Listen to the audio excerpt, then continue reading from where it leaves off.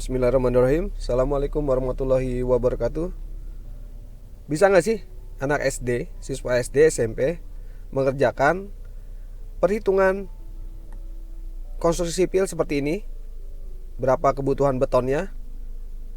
Pengen tahu bisa apa enggaknya? Tonton terus sampai habis. Ketemu lagi di channel YouTube Farm TV 69 di mata pelajaran matematika soal-soal cerita dan pembahasan mengenai volume bangun ruang yang ke-9. Jadi, jangan lupa untuk subscribe dan juga hidupin lonceng notifikasinya. Pembahasannya seperti apa? Pembahasannya seperti ini. Jadi soalnya adalah seperti ini. Jadi ada sebuah bangun konstruksi sipil di bawah ini. Jadi yang terdiri adalah di sini adalah pondasi tapak. Ada 4 pondasi tapak dan di sini sekelilingnya ada sloof. Bisa nggak sih sebenarnya anak SD, SMP menghitung kebutuhan bahan di pekerjaan konstruksi sipil seperti ini? Jadi di sini ada sebuah gambar mengenai konstruksi sipil. Dalam konstruksi sipil itu kita harus bisa menghitung bagaimana kebutuhan bahan yang akan dipakai di pekerjaannya.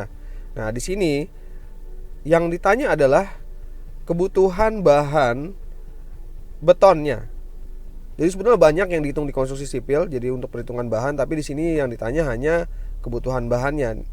Kita perhatikan gambarnya, ya diketahuinya seperti ini nih. Jadi ada ada ukuran-ukurannya. Jadi di sini pondasi tapaknya itu ada 4. Dan di sini pondasi tapaknya berbentuk persegi. Di sini tingginya 30 cm,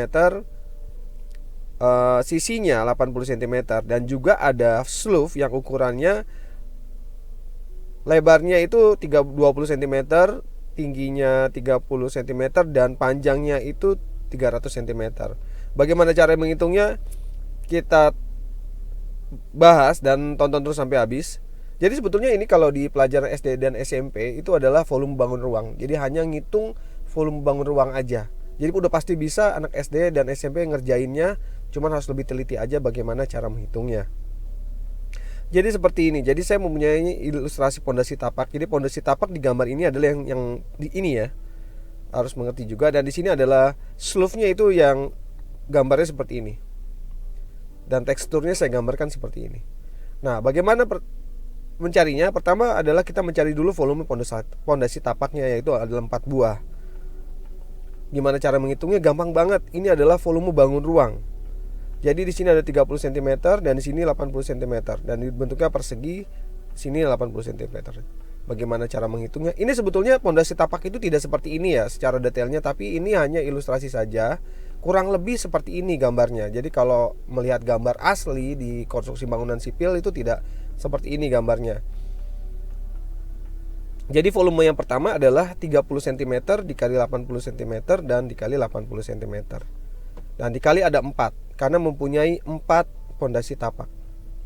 Nah, di sini volume satunya kita dapetin adalah 768.000 cm kubik. Sebetulnya dalam perhitungan konstruksi sipil itu dirubah dulu ke meter karena supaya lebih kecil dia angkanya. Jadi nggak sampai nolnya ada 3 gini, 768.000 kan gede banget. Tapi nggak apa-apa. Ini nanti kita hitung dulu dalam satuan cm. Setelah itu nanti di akhir kita rubah menjadi meter. Karena pertanyaannya adalah biasanya di konstruksi teknik sipil itu, dia merubah ke meter. Bagaimana cara merubah konversinya? Makanya terus tonton terus sampai selesai sehingga bisa tahu bagaimana caranya mengkonversinya. Nah, di sini kita mencari volume sloof bagian depan dan belakangnya. Kenapa saya bedain? Karena perhatiin di sini adalah 300 cm, tetapi dia itu nanti terpotong seperti ini. Jadi saya jelasin. Jadi ini sloof yang depan dan belakangnya. Perhatikan di sini adalah lebarnya itu 20 cm dan tingginya 30 cm. Memang di sini ada 300 cm ya.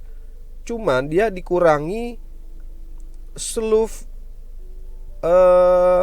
kanan kirinya. Sloof kanan kirinya seperti ini. Jadi P-nya panjangnya itu 300 cm dikurangi 20 cm, yaitu sloof yang bagian kanannya ini saya buletin warna merah, juga, dan dikurangi 20 cm yaitu yang sloof sebelah kirinya.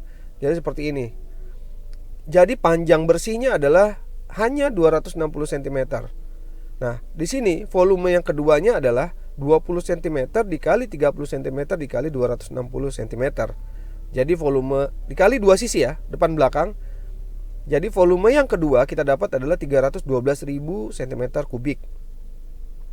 Sampai sini udah mengerti saya rasa. Jadi bagaimana mencari bahan di konstruksi sipil. Dan lanjut kita bahas lagi bagaimana mencari yang posisi di sebelah kanan dan kiri. Nah, di sini saya gambarin, saya ilustrasikan seperti ini. Jadi tingginya 30 cm dan lebarnya adalah 20 cm. Dan di sini panjangnya saya tulis 300 cm. Jadi volume yang ketiga yaitu 20 cm dikali 30 cm dikali 300 cm dikali 2 karena dua sisi yaitu kanan dan kiri. Jadi volume ketiganya yaitu didapetin 360.000 cm kubik. Nah, jadi kebutuhan total betonnya jadi volume pertama dijumlahin volume yang kedua dijumlahin volume yang ketiga. Jadi volume yang pertama adalah tadi 768.000 ditambah 312.000 ditambah 360.000. Nah, ini satuannya masih cm kubik. Jadi totalnya adalah 1.444.000 cm kubik. Bagaimana cara merubah menjadi meter kubik? Saya akan bahas di slide berikutnya.